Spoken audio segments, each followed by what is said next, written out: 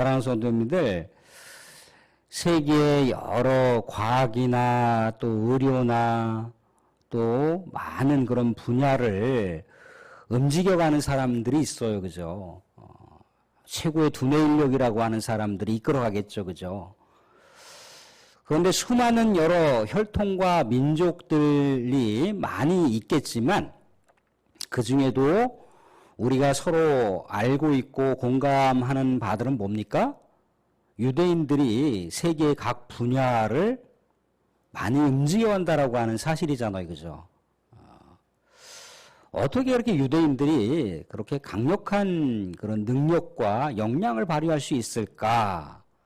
이렇게 여러모로 조사한 바들이 있지만 몇몇 가지를 우리가 생각해 보게 되면 어떻습니까?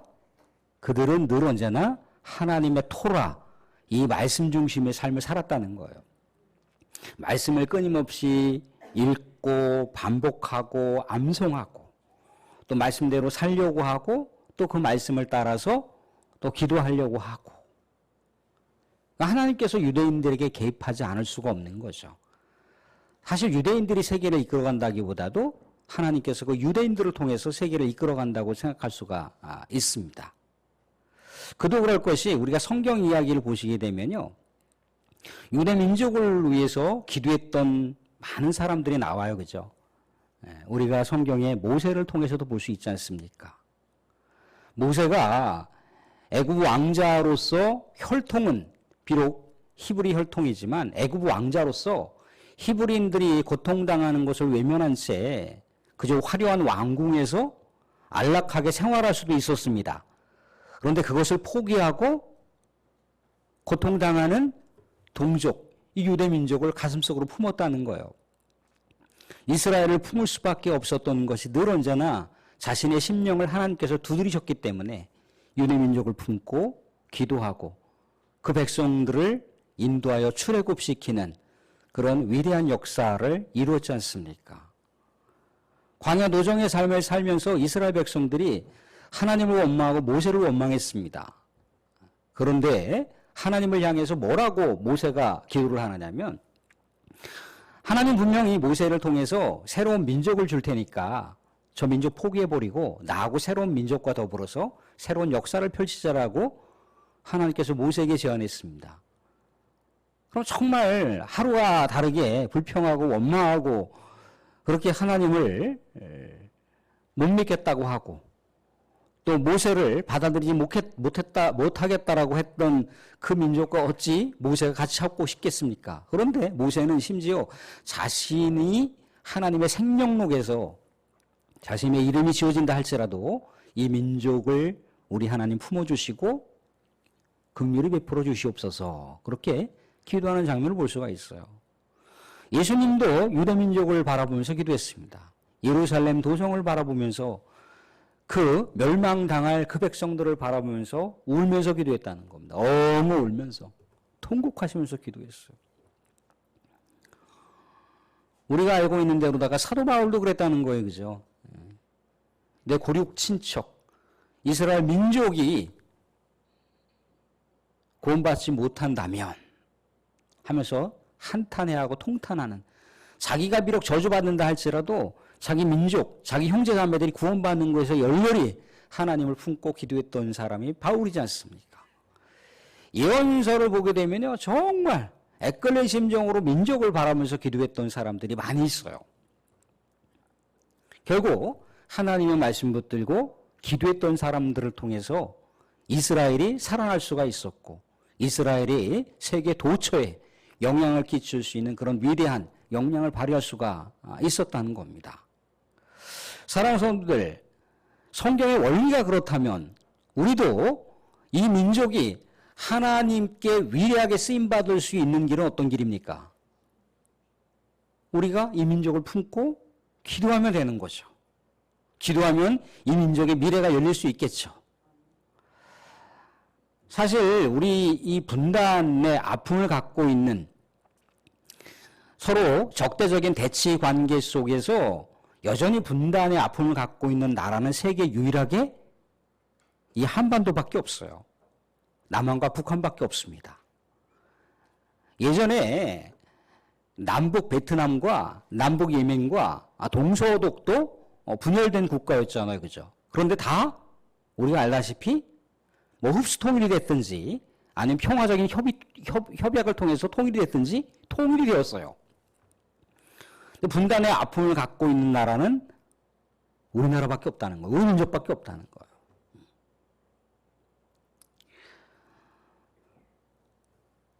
일제 식민 치욕의 삶을 살다가 우리가 해방을 맞이했잖아요. 그죠?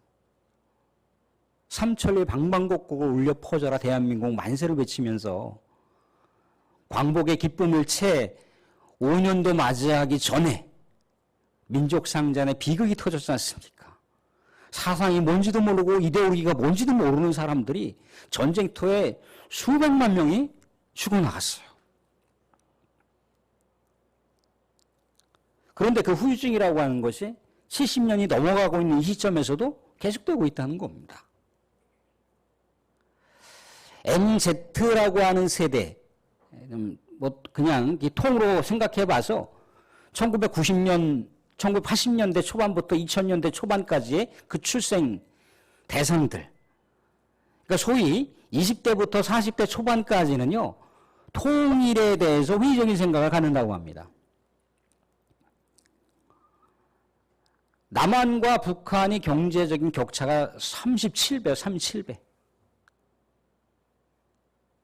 통일 비용이라고 하는 게 천문학적인 그런 비용이 투여되겠죠. 그죠? 통일이 된들 남북 화합이 온전히 이루어지겠는가라고 하는 것도 회의적이라는 겁니다. 그런데 사랑하는 성도들, 우리 민족이 만약에 통일이 된다면 우리가 이렇게 애써 대치 국면에서 무기를 개발하고 또 미사일을 쏘고 또 이렇게 군사 훈련을 할 필요가 있습니까? 이렇게 외국 나라들과 더불어서 군사 훈련을 할 필요가 없어요. 그 비용을 생각해 보세요. 나라가 안정이 되면은 해외로부터 수많은 나라들이 투자를 할 거 아니에요. 그죠? 인구 5천만, 3천만이 움직여가는 그런 것과 8천만이 움직여가고 있는 나라는요, 얼마나 대단하겠습니까? 그죠? 그럼 우리가, 비록 이 대륙의 땅, 이 끝자락에 있는 땅이지만 우리가 해외를 간다고 했을 때 우리가 육로를 통해서 갑니까? 대부분 비행기를 타고 간다는 거예요. 배를 타고 간다는 거예요. 그런데 우리 민족이 통일이 되면 그냥 자가용을 끌고 북한을 갈 수 있고 러시아를 갈 수가 있고 중국을 갈 수가 있고 유럽을 갈 수가 있고 아시아 어느 지역도 갈 수가 있고 어느 나라도 갈 수가 있고 아프리카도 갈 수 있고 중동도 갈 수가 있다는 거예요. 육로를 통해서. 철로가 만약에 연결된다고 생각해 보세요. 그럼 우리 젊은 날에 신혼여행 못 가셨던 분들은 이 노는 기회에 다시 이렇게 여행 삼아서 기차 여행을 가실 수가 있다는 거예요. 아침에는 어딥니까? 아침에는 여기서 식사를 하고 점심은 그 고속철도를 타고 평양 땅에 가서 점심 식사를 하시고 저녁은 중국 땅에서 식사하실 수도 있고 또 그 다음날 또 아시아의 또 다른 나라를 갈 수가 있고 아프리카의 또 다른 나라를 기차 여행을 하며 가실 수가 있고 유럽에 가실 수도 있다는 거예요. 우리가 통일이 된다면 얼마나 엄청난 무궁무진한 미래가 펼쳐지겠습니까? 그런데 현실적인 상황 가운데 우리가 현실주소를 생각해 보면 통일은 점점점 거리가 멀게만 느껴지죠. 그런데 성경의 원리는 뭡니까? 이 민족을 위해서 기도하라는 거예요. 사실 우리가 우리 민족을 위해서 기도하겠지만 해외에 수많은 사람들이 이 한반도, 이 민족을 위해서 기도한다는 거예요. 우리가 마치 장로님도 우크라이나 땅에 그 전쟁의 그 상황을 놓고 안타까운 마음으로 기도하고 있지 않습니까? 이 분단의 아픔을 바라보면서 기도하고 있는 세계의 수많은 사람들이 중보 기도하고 있다는 거예요. 그래서 결국 하나님께서는 이렇게 기도하는 사람을 통해서 그 민족을 다시 쇄신시키시고 그 민족의 미래를 새롭게 열어갈 수 있도록 개입하신다는 겁니다. 사랑하는 성도들, 우리 사랑하는 성도님들의 기도를 통해서 이 미래의 민족이, 이 미래의 우리 대한민국과 저 북한이 통일 미래가 결정될 수 있을 줄로 믿으시기 바랍니다. 사랑하는 성도들, 오늘은 하나님은 어떤 사람을 찾고 계시는가라고 하는 내용으로 말씀을 나누고자 합니다. 느헤미야의 이야기예요. 사실 이 안에 1절부터 11절까지의 내용을 담고 있지만 이 안에 역사적인 내용들이 굉장히 많이 내포되어 있어요. 뭐 다 설명할 수 있을지는 어렵겠지만 간략하게 생각해 보게 되면은 느헤미야 시대는요, 이스라엘 백성들이 포로민으로 살아갔던 시대였어요. 그 시대적인 배경의 왕을 오늘 말씀 가운데 1절에 등장하고 있습니다. 1절에 보시면 아닥사스다 왕 제20년, 아닥사스다 왕이라고 기록되어 있어요.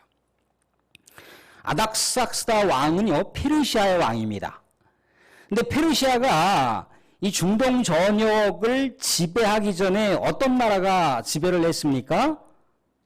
남유다를 완전히 초토화시켰던 바벨론이 제국으로서 중동 전체를 다 지배하고 있었다는 거예요.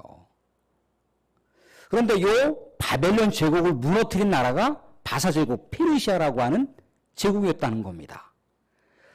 근데 바벨론이라고 하는 이 제국은요, 수많은 종속국, 수많은 식민지 민족과 나라들을 악랄하게 짓밟았어요.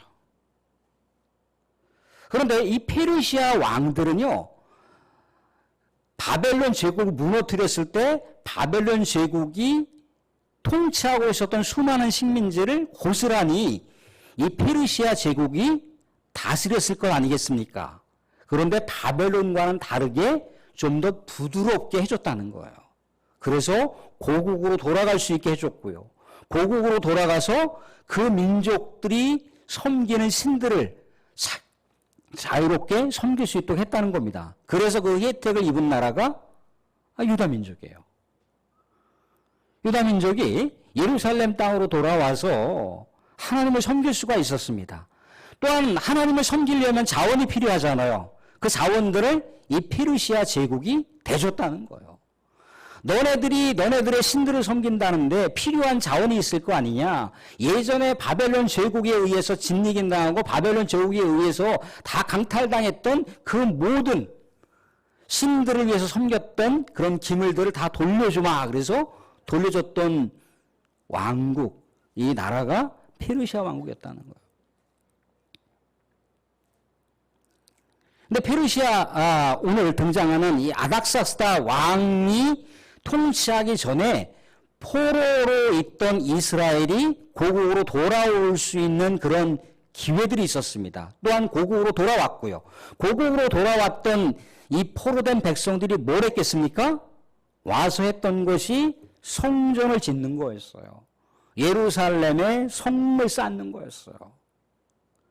그런데 예루살렘, 다시 이 유다 민족이 성전을 짓거나 성을 쌓게 되면 뭔가 새로운 역사가 펼쳐질 것에 대해서 두려워하고 있는 또 다른 나라들이 있었다는 거예요.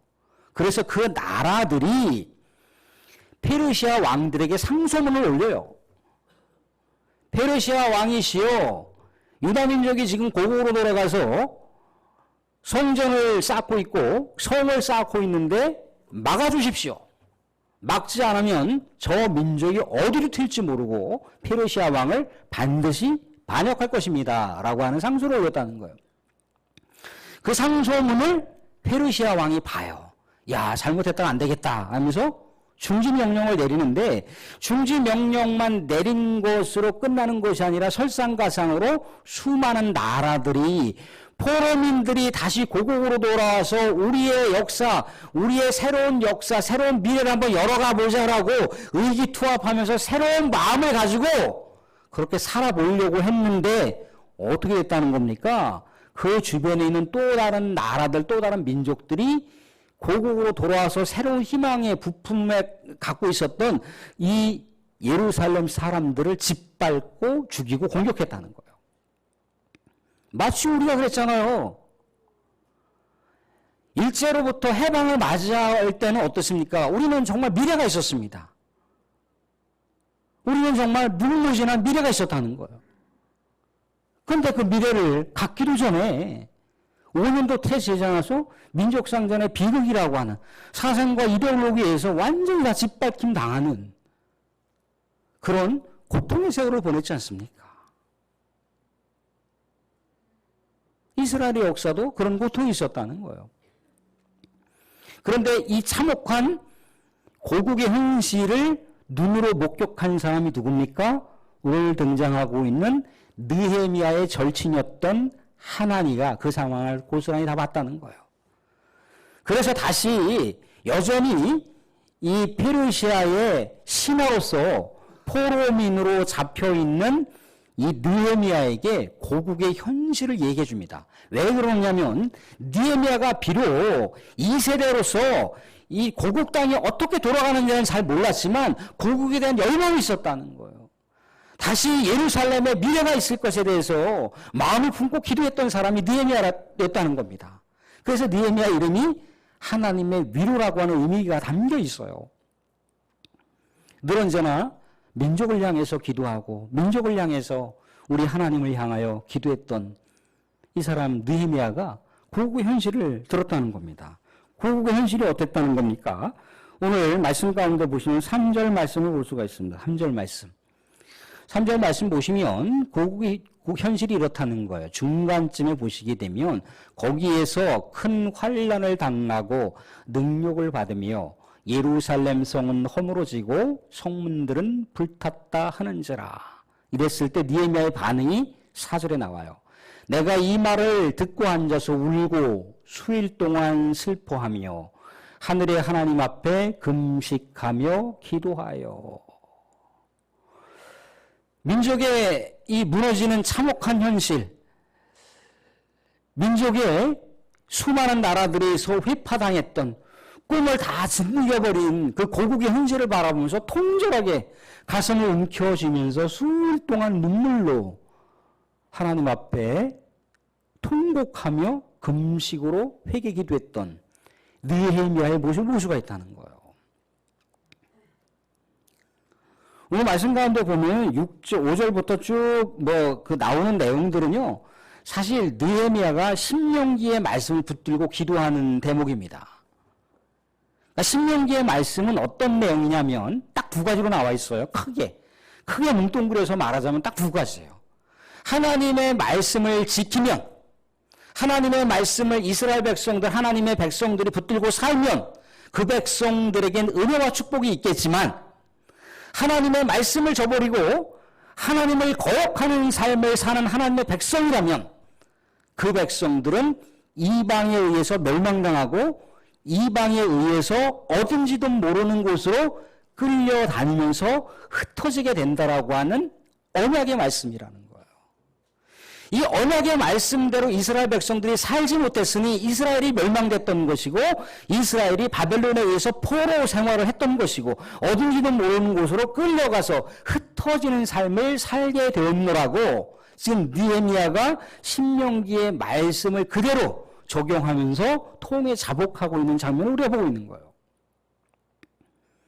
그런데 느헤미야는 이것으로 끝난 것이 아니라 다시 하나님 말씀을 돌이키고 우리 하나님께로 돌아와서 하나님의 백성으로 살기로 다시금 결단하며 회개하는 백성들에게 다시 하나님께서 그 백성들을 회복시켜 주시고 그 백성들의 삶 가운데 개입해 주신다고 했사오니 하나님 약속의 말씀대로 그렇게 기억해 주십시오라고 하는 대목의 말씀을 볼 수가 있습니다. 그 말씀이 오늘 9절 말씀이에요. 자, 8절 9절 말씀 같이 보겠습니다. 8절 9절 말씀. 8절 말씀 먼저 보겠습니다. 같이 8절 말씀 읽겠습니다. 같이 시작. 이쪽에 주께서 주의 종 모세에게 명령하여 이르시되 만일 너희가 범죄하면 내가 너희를 여러 나라 가운데 흩을 것이요. 참혹한 민족의 현실을 얘기한 다음에 다시 9절 말씀 보겠습니다. 같이 시작. 만일 내게로 돌아와 내 계명을 지켜 행하면 너희 쫓긴 자가 하늘 끝에 있을지라도 내가 거기서부터 그들을 모아 내 이름을 두려고 택한 곳에 돌아오게 하리라 하신 말씀을 이제 청하건대 기억하옵소서. 에스라 느헤미야 때, 에스더 때 하나님의 말씀을 이제 돌이키기 시작하는 거예요. 아, 왜 우리 하나님께서 임재하시는 성전이 무너졌을까? 아, 왜 우리가 나라를 빼앗겼을까? 왜 우리가 이렇게 포로민으로 수많은 민족 가운데 흩어져서 살게 되는 고통을 당할까? 그 현실 상황 가운데 몰랐는데 그런 참혹한 현실의 결과를 마주하니까 하나님의 말씀이 떠오르기 시작한 거예요. 하나님의 말씀을 모세를 통해서 전해주신 하나님의 말씀을 열어보니까 하나님의 언약의 말씀 그대로 이스라엘 백성들이 그렇게 고통을 당하고 있었다는 거예요. 그래서 다시금 이스라엘 백성들이 포로 생활에서 돌아온 다음부터 에스라 느헤미야 때 성전을 건축하고 성벽을 건축했지만 하나님의 말씀 붙들고 예배를 드리는 일에 가장 우선적으로 했던 일이 그 일이었다는 거예요. 그래서 느헤미야가 하나님 우리가 마음을 돌이키고 하나님 다시 말씀 붙들고 하나님의 언약의 말씀대로 살기를 우리가 결단하고 우리가 예배 가운데 다시금 하나님 앞에 온전하게 서고자 하오니 하나님께서 그때 다시 이스라엘 백성들을 회복시켜 준다고 했던 그 말씀을 기억하옵소서 기억하옵소서 그렇게 통절하게 하나님께 기도하고 있었다는 거예요. 느헤미야 혼자만 기도한 게 아니라고 하는 사실입니다. 오늘 11절 말씀을 잠깐 보시면 11절 말씀이 이렇게 나와 있어요. 어디를 보시냐면 중간쯤에 기뻐하는 종들의 기도를 들으시고 느헤미야 혼자 기도한 게 아니에요. 같이 마음을 합쳤던 함께 예배하고 함께 말씀을 붙들어 함께 기도했던 사람들이 있었다는 거예요. 기뻐하는 종들의 기도를 들으시고 그런 다음에 끝자락에 보시게 되면 뭐라고 나와 있습니까? 내가 왕의 출관원이 되었느니라. 우리 뭐 드라마나 연속곡 보시면 뭔가 한참 재밌을 때 딱 끝나잖아요. 그죠? 다음 회편. 그렇게 나와 있지 않습니까? 그죠? 그것이 복선입니다. 복선. 무엇인가 새로운 이스라엘의 역사가 이제 펼쳐질 것이다라고 하는 예고판으로다가 내가 왕의 술관원이 되었느니라 라고 나와 있다는 거예요. 술관원이라고 하는 것은 왕의 채취권을 얘기합니다. 왕의 음식을 검열하고 있는 그런 최고위층의 신하가 이 술 맡은 관원장이에요. 거의 비서실장격에 해당하는 직책입니다.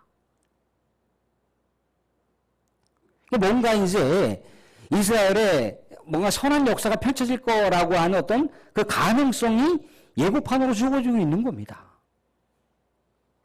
사랑하는 성도, 이것이 어찌 이스라엘의 역사, 이스라엘 민족의 역사가 있는 것으로 그렇게 제한되겠습니까? 성경은 이스라엘 역사의 그 민족의 역사만으로 제한하지 않습니다. 이 민족의 역사를 통해서 수많은 나라와 열방 가운데 살아가고 있는 하나님의 백성들에게도 동일하게 주어지는 말씀이라는 거예요. 사랑하는 성도, 우리가 전쟁이 일어나지 않았다면 우리는 정말 자동차를 끌고 중국을 갈 수가 있고 러시아를 갈 수가 있고 아시아와 아프리카와 유럽을 마음껏 우리가 다닐 수 있었을지도 모르겠습니다. 그런데 민족상전의 전쟁과 이 사상과 이데올로기로 갈라져 있는 이 38선을 우리가 넘지 못해서 이 통합을 여전히 우리가 이 민족 가운데 남기고 있고 우리의 미래를 열어가고 있지 못하다는 겁니다. 그런데 분명한 것은 이 민족을 바라보면서 기도하게 됐을 때 우리 다음 세대들에게 이 통일 한국을 열어줄 수가 있고, 또한 성소 한국을 열어줄 수가 있고, 또한 복음으로 하나 되는 민족의 역사를 열어줄 수가 있다는 겁니다. 사실 우리가 통일이 된다면 우리가 저 평양 땅에 가서, 저 백두산에 가서 비행기 타고 가는 게 아니에요. 기차 타고 또 자가용을 끌고 가서 우리 저 북한에 있는 동포들과 함께 예배드리고, 예배드린 후에 같이 식사 교제를 하고,